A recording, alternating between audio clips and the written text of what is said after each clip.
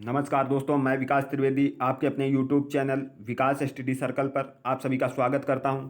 दोस्तों, बायोलॉजी की पिछली क्लास में हमने कोशिका तथा उसके कोशिकांग के बारे में अध्ययन किया था और आज की क्लास में हम उन्हीं कोशिकांगों को आगे बढ़ाते हुए अन्य और भी कोशिकांगों के बारे में जानकारी करेंगे। तो इस क्लास को बहुत ध्यान से देखना और अंत तक जरूर देखना दोस्तों, क्योंकि ये हमारी परीक्षा की दृष्टि से बहुत ही इम्पॉर्टेंट चैप्टर है, क्योंकि इसी से क्वेश्चन पूछे जाते हैं ज़्यादा से ज़्यादा। तो एक बार अंत तक जरूर देखें और ज़्यादा से ज़्यादा वीडियो को लाइक करें, शेयर करें और चैनल को सब्सक्राइब जरूर करें दोस्तों। तो सबसे पहले कल जो हमने कोशिका देखी थी उसको एक बार देख लेते हैं, क्योंकि इसी कोशिका के बारे में आज हमें जानकारी करनी है। तो एक बार इसकी स्थिति देख लेते हैं कि कौन से कोशिकांग कहाँ पर पाए जाते हैं। दोस्तों, सबसे पहले आप लाइसोसोम आज हम पढ़ेंगे, तो लाइसोसोम को देख लीजिए। उसके बाद खुरदरी अंतःप्रद्रव्य जलिका को बहुत ध्यान से देखना दोस्तों, क्योंकि ये चिकनी अंतःप्रद्रव्य जलिका ये है और खुरदरी अंतःप्रद्रव्य जलिका ये है। उसके बाद गाल्जी उपकरण, दोस्तों गाल्जी उपकरण के बारे में पढ़ेंगे, माइटोकॉन्ड्रिया के बारे में पढ़ेंगे, राइबोसोम के बारे में पढ़ेंगे। दोस्तों, इन सभी के बारे में हम अभी पढ़ेंगे। तो सब शुरू करते हैं आज का चैप्टर हम। दोस्तों, सबसे पहले हम एनिमल सेल और प्लांट सेल में क्या डिफरेंस है उसको जान लेते हैं। दोस्तों, प्लांट सेल में हरित लवक पाया जाता है। प्लांट सेल में पाए तो माइटोकॉन्ड्रिया, हरित लवक, गाल्जी का, राइबोसोम, केंद्रक तथा एंडोप्लाज्मिक रेटिकुलम ये सभी पाए जाते हैं। लेकिन दोस्तों, अगर डिफरेंस की बात की जाए तो प्लांट सेल में हरित लवक पाया जाता है, जबकि एनिमल सेल में हरित लवक नहीं पाया जाता है। दोस्तों, एनिमल सेल में हरित लवक नहीं पाया जाता है। दोस्तों, एनिमल सेल में तारक काय, सेंट्रोसोम पाया जाता है। दोस्तों, तारक काय, सेंट्रोसोम पाया जाता है, जबकि प्लांट सेल में सेंट्रोसोम नहीं पाया जाता है। तथा उसके बाद दोस्तों, लाइसोसोम एनिमल सेल में उपस्थित होता है, जबकि प्लांट सेल में अनुपस्थित होता है। बहुत ध्यान से दोस्तों ये अंतर पढ़ लेना। हरित लवक पाया जाता है प्लांट सेल में, एनिमल सेल में अनुपस्थित होता है। एनिमल सेल में सेंट्रोसोम और लाइसोसोम पाए जाते हैं, जबकि प्लांट सेल में अनुपस्थित होते हैं। दोस्तों, आज हम सबसे पहले राइबोसोम के बारे में जानकारी करेंगे, तो बहुत ध्यान से इस वीडियो को अंत तक जरूर देखें, क्योंकि राइबोसोम के बारे में पढ़ेंगे और इससे एक भी क्वेश्चन छोड़ेंगे नहीं। बहुत पूरा चैप्टर बहुत ध्यान से पढ़ेंगे। तो दोस्तों, सबसे पहले राइबोसोम को प्रथम बार किस वैज्ञानिक ने देखा था? क्लाउड नामक वैज्ञानिक ने 1941 ईस्वी में राइबोसोम को देखा तथा इसे माइक्रोसोम नाम दिया। दोस्तों, सर्वप्रथम क्लाउड नामक वैज्ञानिक ने राइबोसोम को 1941 में देखा तथा इसे माइक्रोसोम नाम दिया। सर्वप्रथम रॉबिन्सन एवं ब्राउन ने 1953 ईस्वी में पादप कोशिका में, दोस्तों रॉबिन्सन एवं ब्राउन ने किसमें? पादप कोशिका में। तथा जी पैलाडे ने जंतु कोशिका में माइक्रोसोम या राइबोसोम। दोस्तों, अभी तो माइक्रोसोम ही है कि अभी इसका नामकरण नहीं हुआ है। तो माइक्रोसोम को रॉबिन्सन एवं ब्राउन ने 1953 ईस्वी में, जी पैलाडे ने एनिमल सेल में इसे देखा 1955 ईस्वी में। जब जी पैलाडे ने दोस्तों 1955 ईस्वी में एनिमल सेल में इसे देखा, तो इसे इसके माइक्रोसोम नाम को राइबोसोम नाम दिया। तो दोस्तों, राइबोसोम नाम किसने दिया? पैलाडे ने। और कब दिया? 1955 ईस्वी में, क्लाउड के माइक्रोसोम को। उसके बाद दोस्तों, बहुत इंपॉर्टेंट कि यह कोशिका का सबसे छोटा कोशिकांग होता है। राइबोसोम जो होता है वो कोशिका का सबसे छोटा कोशिकांग होता है और इसका निर्माण राइबोन्यूक्लिक एसिड नामक अम्ल व प्रोटीन से होता है। राइबोसोम का निर्माण राइबोन्यूक्लिक एसिड नामक अम्ल एवं प्रोटीन से होता है। उसके बाद दोस्तों, यह प्रोटीन का उत्पादन स्थल है। दोस्तों, राइबोसोम जो है वो प्रोटीन का उत्पादन स्थल है, इसीलिए राइबोसोम को प्रोटीन की फैक्ट्री कहा जाता है। दोस्तों, इसीलिए राइबोसोम को प्रोटीन की फैक्ट्री कहा जाता है और प्रोटीन संश्लेषण का कार्य भी राइबोसोम में ही होता है। दोस्तों, बहुत ध्यान से पढ़ना, प्रोटीन संश्लेषण का कार्य राइबोसोम में होता है, क्योंकि दोस्तों ऊर्जा संश्लेषण का कार्य माइटोकॉन्ड्रिया में होता है और प्रोटीन संश्लेषण का कार्य राइबोसोम में होता है। और दोस्तों, राइबोसोम का व्यास कितना होता है? राइबोसोम का व्यास लगभग 250 एंगस्ट्रॉन 250 एंगस्ट्रॉन होता है, 250 एंगस्ट्रॉन होता है।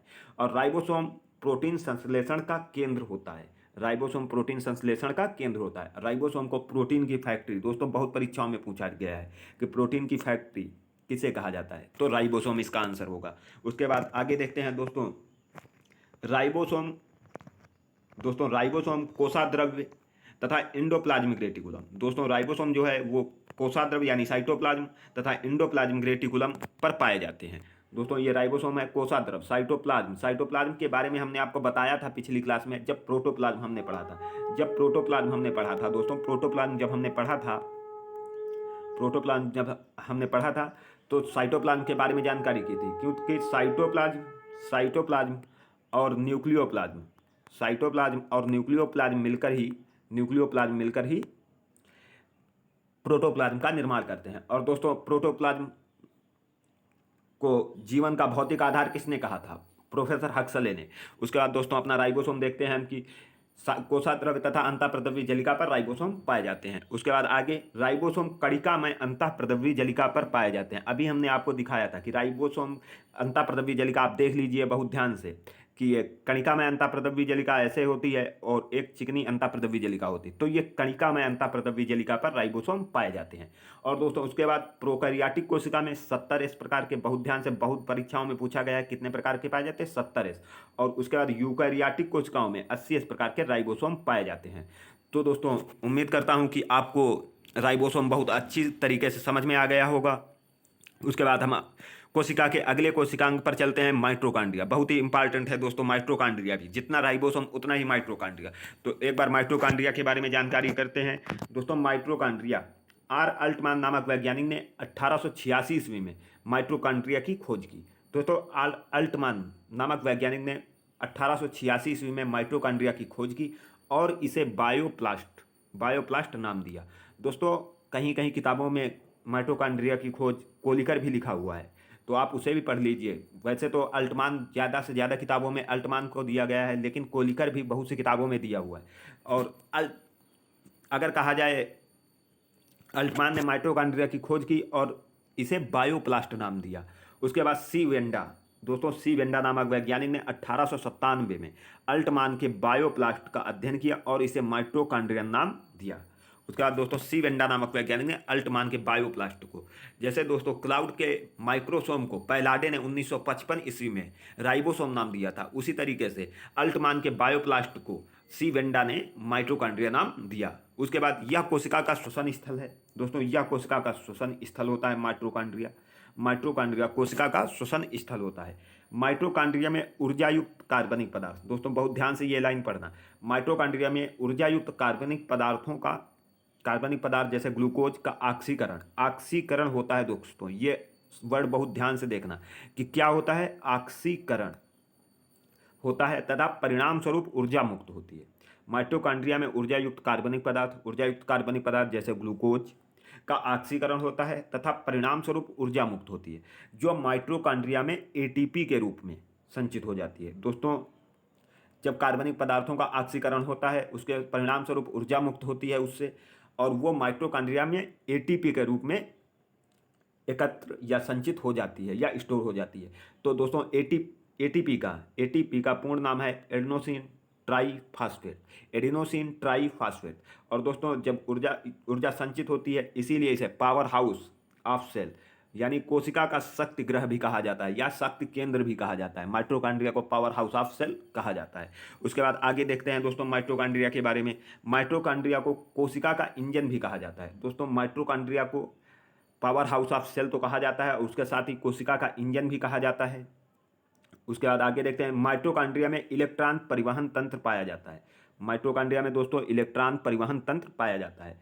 उसके बाद बहुत इंपॉर्टेंट है दोस्तों, क्रिस्टी नामक संरचना कहाँ पाई जाती है?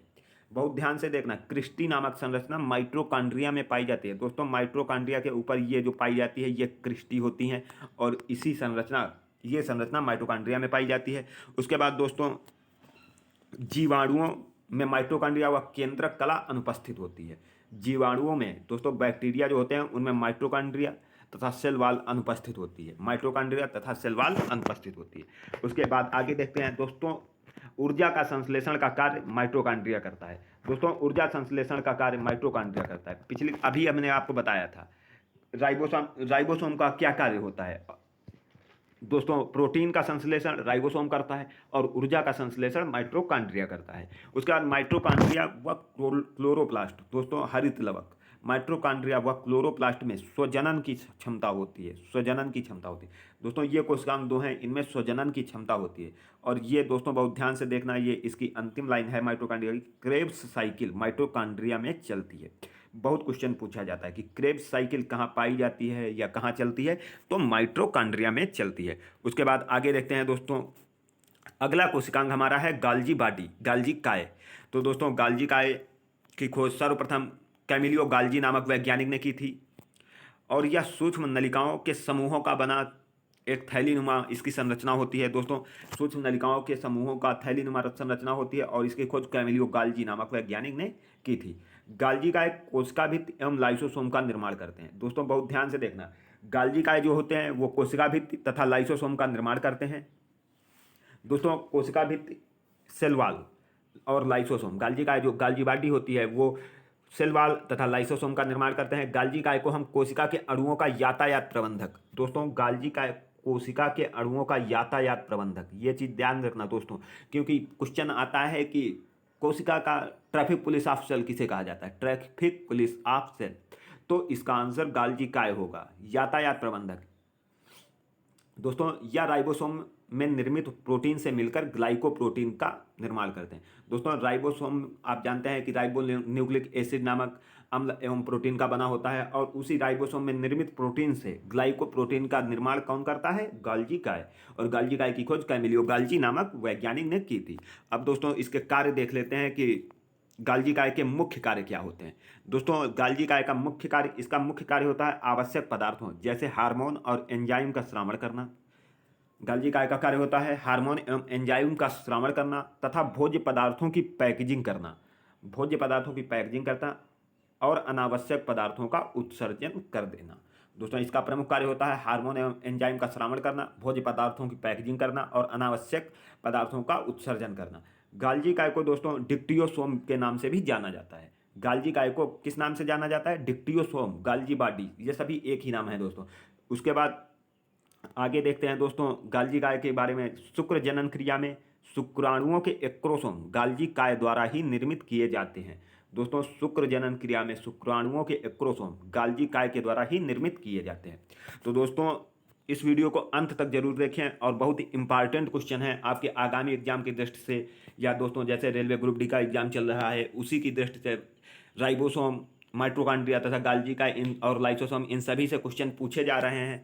तो एक बार इस वीडियो को अंत तक जरूर देखें और ज़्यादा से ज़्यादा लाइक करें और चैनल को सब्सक्राइब जरूर करें दोस्तों। उसके बाद हम अगला अपना कोशिका का देखते हैं, लाइसोसोम। दोस्तों, लाइसोसोम की खोज सर्वप्रथम क्रिस्टियान डी डुवे नामक वैज्ञानिक ने 1955 ईस्वी में की थी। लाइसोसोम की खोज क्रिस्टियान डी डुवे नामक वैज्ञानिक ने 1955 में की। दोस्तों, लाइसोसोम को सुसाइडल बैग, दोस्तों आत्मघाती थैली, सुसाइडल बैग, आत्मघाती थैली भी लाइसोसोम को कहा जाता है। उसके बाद दोस्तों ये क्वेश्चन बहुत पूछा जाता है कि आत्मघाती थैली बहुत पूछी जाती है और लाइसोसोम में कितने प्रकार के एंजाइम पाए जाते हैं। ये दोनों बहुत इंपॉर्टेंट क्वेश्चन है कि लाइसोसोम में कितने प्रकार के एंजाइम पाए जाते हैं, तो 24 प्रकार के एंजाइम पाए जाते हैं। उसके बाद दोस्तों लाइसोसोम का प्रमुख कार्य बाहरी पदार्थों का भक्षण करना होता है, वह पाचन करना।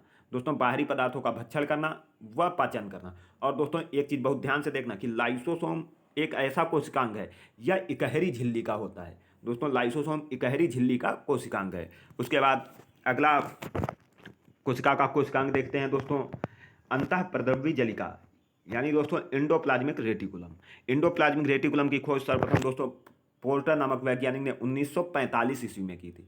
एंडोप्लाज्मिक रेटिकुलम की खोज पोर्टर नामक वैज्ञानिक ने 1945 ईस्वी में की थी।